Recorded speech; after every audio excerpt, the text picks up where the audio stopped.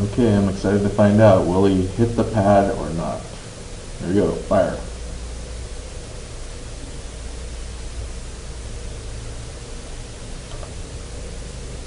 Oh yeah!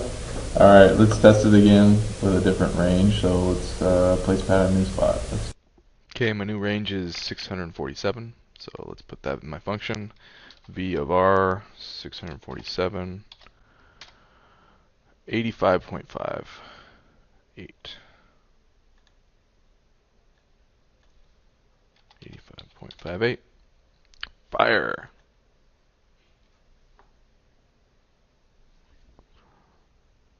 And success again, it looks like. Yes. Okay. So what did you say an equivalent expression was?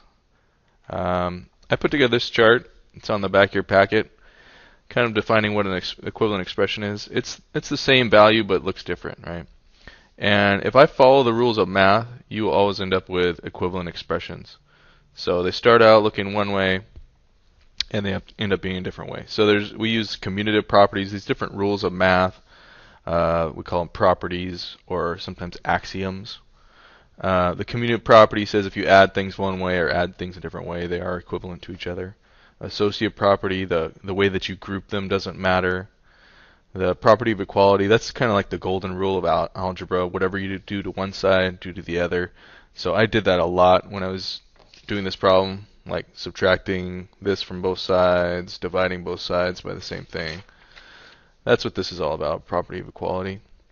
Distributive property, I don't think I use that, but it is a very common equivalent expression that multiplying over addition is the same as multiplying each part individually, then adding them together. And you can see that here, that 4 times 7 is the same as 4 times 4 plus 4 times 3. 16 plus 12 is the same. It's 28, as 4 times 7 is also 28. Identity property, you want to try to get things by themselves. You know, like I'm trying to solve for v equal to something. This is my v of my function of r, and it happened to be the square root of 11.32 times r. So I wanted to get v by itself. That means nothing else added to it. So I want to get something like this, or I want to get one of those things. So that's so I have 1v plus nothing right over here. So you use this identity property a lot, and it also is used for equivalent fractions. That 1/2 is equal to 3/6, just because you can say these are factors of 3 and of 6, and then if I divide 3 by 3, it's the same as 1, and 1 times a half is just a half, because 1 times any number is just that number. These are some more properties of equality that are kind of like does statements. The reflexive property, A is equal to A, obviously. Symmetric, if A is equal to B, then B is equal to A. You can flip the equal sign around.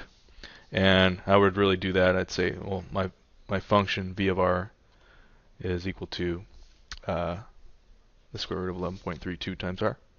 Transitive property, this is kind of like the substitution thing. I use that a lot. I substituted over here. I said V sine theta was 8.36, which I got sine of 60 degrees is 8.66.